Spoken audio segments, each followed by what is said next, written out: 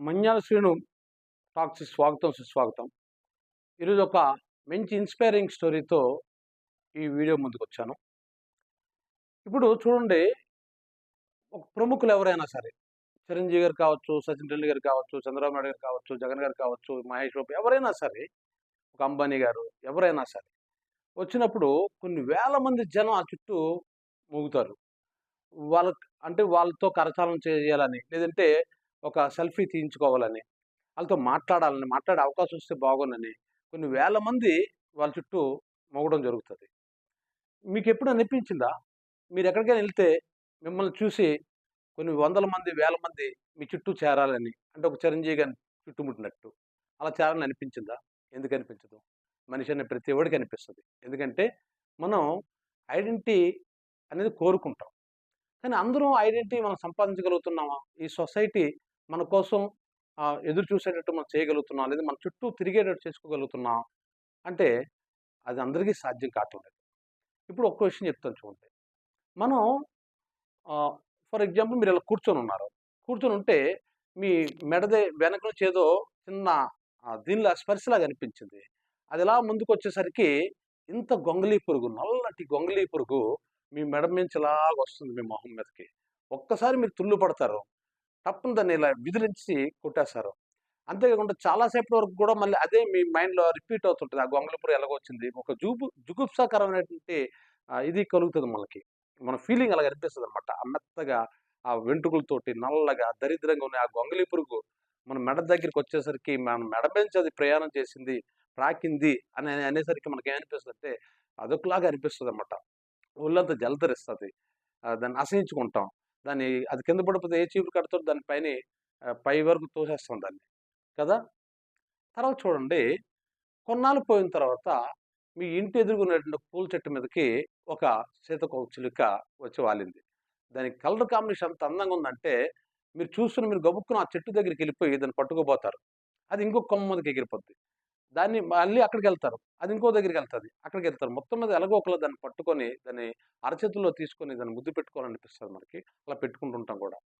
ఇక్కడ మీరు జాగ్రత్తగా గమనిస్తే కొన్ని రోజుల క్రితం మీ మెడ మీద నుంచి ప్రాకి మీకు జుగుప్స కలిగించి మీ ఒళ్ళు జలదరింపజేసేటువంటి అత్యంత అసహ్యకరమైనటువంటి గొంగళీ పురుగే ఈరోజు తన చుట్టూ మిమ్మల్ని తిప్పించుకుందన్న విషయం మనకర్థం కాదు. తెలీదు. అసలు ఆ ఊహ గూడా మనకుండదు. నేనంటుందేటంటే, ఈ ప్రపంచంలో 99% మంది గొంగళీ పురుగులువే. అంటే పుట్టినప్పుడు అందరూ దాదాపు గొంగళి పురుగులంటున్నాం. చిన్నప్పుడేదో మనం ముద్దు పెట్టుకుంటాం కానీ కొద్దిగా ఎదిగిన తర్వాత మన బిహేవియర్ బట్టి, మన తాలూకు టాలెంట్ బట్టి, మన తాలూకు కెపాసిటీ బట్టి, దీన్ని బట్టి మన సొసైటీలో మనం ఐడెంటిఫై అవుతుంటాం. కానీ 99% మంది గొంగళి పురుగుల్లాగా మిగిలిపోతుంటాం.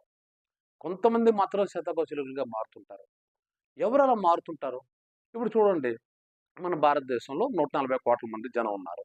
ఈ 140,00,00,000 జనాభాలో ఇప్పుడు వాళ్ళొస్తే జనాల్లోకొస్తే జనం చుట్టూ మూగిపోయేవాళ్ళు ఎంతుంటారు మహా అయితే పోనీ 2,000 మందో, 3,000 మంది ఉంటారు. పోనీ 10,000 మందేసుకోండి. మరి ఈ 140,00,00,000 మంది ప్రజలంతా గూడా ఐడెంటిటీ లేనట్టే కదా దానర్థం. ఆఫ్‌కోర్స్ ఐడెంటిటీ అంటే ఏదో మన బంధువుల ఐడెంటిటీ ఉంటది. మన ఫ్రెండ్స్‌లో ఐడెంటిటీ ఉంటది. కానీ మనకంటూ ఈ చరిత్రలో ఒక పేజ్ అనేది ఒకటి ఉండాలి కదా!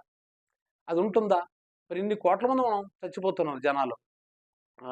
పుడుతున్నారు, చచ్చిపోతున్నారు. కానీ కొంతమంది పేర్లు మాత్రమే మనకి జ్ఞాపకం ఉంటాయి. అలాగే కొంతమంది చుట్టే మనం మూగుతుంటాం. మనం ఎందుకు గొంగళి పురుగుల్లా ఉండిపోతున్నాం? ఈ గొంగళి పురుగు సీతాకోకచిలుకగా ఇందాక మారిందని చెప్పాను కదా!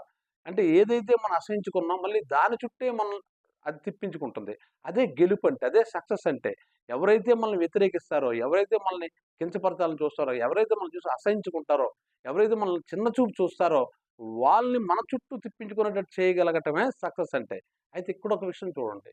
సాధారణంగా మేము క్లాస్ చెప్తున్నప్పుడు, లేదంటే ఎవరైనా స్టూడెంట్స్ మేము క్వెషన్ అడిగేటప్పుడు, ఆ పక్కన ఉన్న స్టూడెంట్ ఏం చేస్తారంటే, నెమ్మదిగా దాని ఆన్సర్ చెప్పేస్తుంటారు. అంటే ఈ స్టూడెంట్ ఆన్సర్ చెప్పలేకపోతే నేనేమని అంటానన్న భయానికి వాళ్ళేం చేస్తారంటే, పక్కనున్న స్టూడెంట్ అలా ఆన్సర్ అందిస్తుంటుంటారు. అటువంటి సందర్భంలో నేను ఈ కథ చెప్తుంటాను. ఏటంటే చూడు, ఇప్పుడు ఈ గొంగళి పురుగు చితకొచ్చులుగా మారే ప్రక్రియలో దాన్ని ప్యూపా దశ అంటాం. అదేం చేస్తదంటే ఒక ఆకు మీదకో, ఒక కాండం మీదకో చేరుకొని దాన్ని ఆశ్రయించి కొన్నాళ్ళ పాటు అందులో ఒక బూజులాగా తయారు చేసుకొని అందులో ఉండిపోద్దనమాట. ఉండిపోయిన తర్వాత అది నెమ్మదిగా అది సీతాకోకచిలుకగా మారుతుంటది. ఆ మారేటప్పుడు మారిన తరువాత అది ఆ బూజు నుంచి బయటికి రావడానికి ప్రయత్నిస్తుంటది. ఆ ప్రయత్నం చేస్తున్నటువంటి స్థితిలో ఎవరైనా సరే దాన్ని బయటికి పాపం అది లోపల గిలగిల కొట్టుకుంటుంది కదా! మనం బయటికి తీసేద్దాం అని ఎవరైనా ప్రయత్నిస్తే అది చచ్చిపోద్ది. ఇక్కడ నా స్టూడెంట్స్‌కి నేను చెప్పే పాయింట్ ఏంటంటే, ఒక వ్యక్తి ఆలోచిస్తుంటాడు. అలాగ ఆలోచిస్తుంటప్పుడు ఏం జరుగుతదంటే, అంటే నేనేదైనా క్వెషన్ అడుగుతానో ఆళ్ళు ఆన్సర్ చెప్పడానికి ప్రయత్నిస్తుంటారు. అప్పుడు ఆళ్ళ మేధోమథనం లోపల మైండు రకరకాలుగా ఆలోచిస్తుంటదనమాట. దీని ఆన్సర్ ఇదా? కాదా? ఇదే కాదా? అని అంటే ఇంకా చెప్పాలంటే ఒక సీతాకోకచిలుక ఎలాగైతే గిలగిల కొట్టుకుంటదో లోపల ప్యూప దశ దాటుతున్న క్షణంలో, అలాగే ఈ ఈ ఇతని మెదడు ఆలోచిస్తుంటది. కొట్టుకుంటూ ఉంటదనమాట. అలాంటప్పుడు గాని పక్కనున్న స్టూడెంట్ గాని ఆళ్ళకి గాని ఏమైనా అందిస్తే దాని అర్థం ఏంటంటే, ఈ సీతాకోకచిలుక బయటికి రావడానికి, ఆ బూజులోంచి బయటికి రావడానికి అది ప్రయత్నిస్తున్న దశలో మనం దాన్ని పట్టుకొని దాన్ని బయటికి లాగాలని ప్రయత్నిస్తే అది చచ్చిపోద్ది. దాన్ని అలాగే వదిలేయాలి. దాన్ని అలా గింజుకోనివ్వాలి.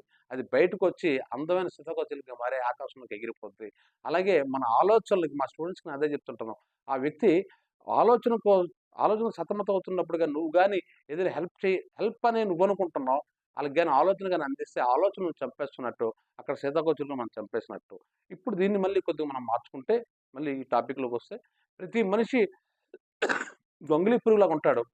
అతను సీతాకోకచిలుకగా మారాలంటే తనను తను సంస్కరించుకోవాలి. తనను తను మార్చుకోవాలి. అదెలాగైతే ఆ బూజు కట్టేసి లోపల కొన్నాళ్ళ పాటు ఉండిపోయి తనను తాను మార్చుకుంటూ బయటకొచ్చిందో, మనలో ఉన్న బలహీనతలు, మనలో ఉన్నటువంటి చెడు ఆలోచనలన్నిటిని గూడా మనం సంస్కరించుకొని, మనం బయటకొస్తే, ఆలోచన నుంచి బయటకొస్తే, మంచి ఆలోచనలతో మనం బయటకొస్తే, ఏదో ఒక ఆలోచన మన ఐడియా అడ్వర్టైజ్‌మెంట్ ఉంటది. ఒక ఆలోచన మీ జీవితాన్ని మార్చేస్తుంది ఏదో అంటారు గదా! అలాగే ఒక మంచి ఆలోచన నీ లైఫ్‌ని మార్చేందుకు అవకాశం ఉంది. ఎందుకంటే మన చరిత్రలో చూస్తే ఒక చిన్న ఆలోచనతోటే ఆళ్ళు పెద్ద కోటీశ్వరులయిపోయినోళ్ళున్నారు. చిన్న ఆలోచనలతోటే వాళ్ళు మంచి ఫేమస్ అయిపోయినోళ్ళున్నారు. మీరు గమనిస్తే సక్సెస్ అయిన వాళ్ళందరూ గూడా వచ్చి చిన్న ఆలోచన. కాపోతే ఆ ఆలోచన రావాలనుకున్నట్లయితే నిన్ను నువ్వు పరిశీలించుకోవాలి. నిన్ను నువ్వు అబ్జర్వ్ చేసుకోవాలి. నీ కెపాసిటీస్ ఏంటి? నీతల బలహీనతలేంటో తెలుసుకొని, నిన్ను నువ్వు అబ్జర్వ్ చేసుకుంటూ, నీలోని బలహీనతలను తీసేసుకొని నువ్వు ఎప్పుడైతే నీలో బలహీనతలు గాని బయటికెళ్ళిపోతే ఆటోమేటిక్‌గా నువ్వు బలమైనోడవుతావు. అంటే ఒక గొంగళీ పురుగు సీతాకోకచిలుకగా మారినట్టు ఒక మనిషి మనీషి అవుతాడు. మనిషి వేరు, మనీషి వేరు. మనిషి నీకు దీర్ఘం ఉండదు. మనీషి నీకు దీర్ఘం ఉంటదిక్కడ. అంటే మనీషి అంటే మనుషుల్లో మహానుభావుడవుతాడనమాట. ఈ వీడియో మీకు నచ్చినట్లయితే మన్యాసిన టాక్స్‌కి లైక్ చేయండి, షేర్ చేయండి, సబ్స్క్రైబ్ చేయండి.